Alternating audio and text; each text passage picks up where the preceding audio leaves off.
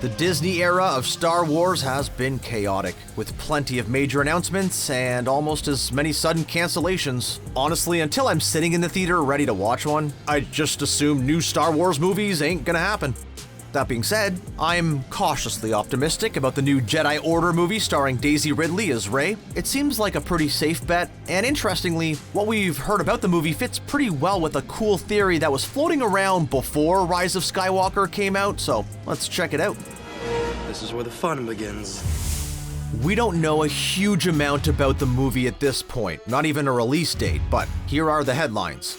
Daisy Ridley will be back as Rey Skywalker. She will be a Jedi Master working to build a new Jedi Order. The movie will be written by Stephen Knight, a writer on cult TV show Peaky Blinders, and directed by Charmin Obaid-Chinoy, an Oscar-winning filmmaker who also directed 2 episodes of Ms. Marvel on Disney+.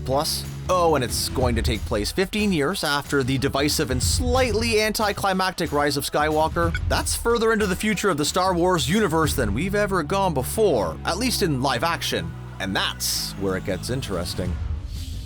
Before we talk about going forward in time, let's go back in time. The year 2019, to be exact, when the world was young. Think back, springboard into the future. The release of Rise of Skywalker was still a few months away, and Lucasfilm used that year's D23 Expo to unveil a timeline, which arranged every Star Wars movie chronologically, telling us exactly when all the big events took place. What caught fans' attention was the fact that the timeline went on for 13 years after the forthcoming Rise of Skywalker, even though there were no more movies on the slate after Episode 9, and no explanations given. This, of course, fueled speculation that maybe we were going to get a major time jump for the final movie of the sequel trilogy, maybe even during the film itself, which would have been pretty crazy. It was an exciting idea and not unprecedented. One of George Lucas's original ideas for the first trilogy was a time jump at the end, which would reveal R2-D2 telling the story of the movies to a future audience. Hence, a long time ago in a galaxy far, far away.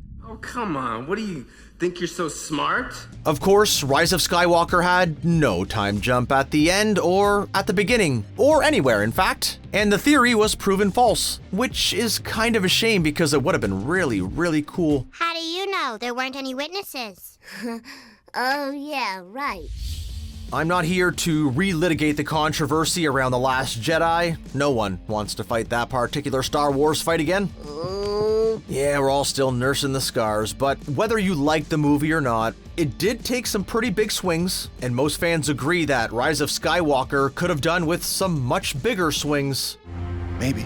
The movie generally played things way too safe, relying on nostalgia and fan service in a way that ultimately didn't please anybody. And as a result of that overly cautious approach, the sequel trilogy ended with a whimper instead of a bang. So imagine if there had been a major time jump like the one fans theorized. Talk about a big swing! We could have seen the effect of 13 years of First Order rule, the toll it took on the galaxy, the disintegration of Kylo Ren's mental state as he grappled with being in charge. We could have also seen Rey dealing with over a decade of conflict, fighting to stop her darker tendencies from taking over. It would have also have been a plausible way of getting around the tragic death of Carrie Fisher rather than the route they took in the actual movie, which may have been technically impressive, but wasn't the most satisfying send-off for the iconic Princess Leia. Such a time jump would have allowed for some radical creative leaps, and it would have made the whole trilogy feel a lot more epic and wide-scale.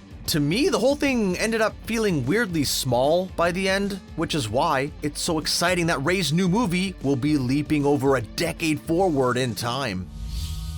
We won't be seeing the new movie until at least 2026, so in terms of production logistics, a time jump makes more sense than it would have for Rise of Skywalker, but it also makes perfect creative and storytelling sense. The biggest problem with the Disney Star Wars era has been that it's too inward-looking, too much nostalgia bait, too much fan service. Once upon a time, this series was all about showing us brand new worlds, brand new creatures, and brand new stories. But all too often now, it's more like a theme park showing us stuff that we already like.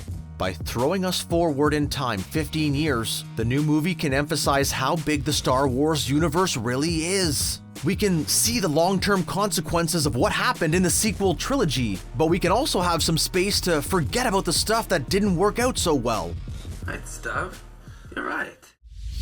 Of course, the next question on fans' lips is, which other characters from the sequel trilogy are going to appear in Rey's new Jedi Order movie? It would be pretty daring if it was all new characters, apart from Rey. Though I have a feeling that John Boyega is not going to be keen to reprise his role as Finn. To be honest, all I want is a starring role for my boy Babu Frick. Top billing for Babu Frick or I riot. And so we enter Endgame.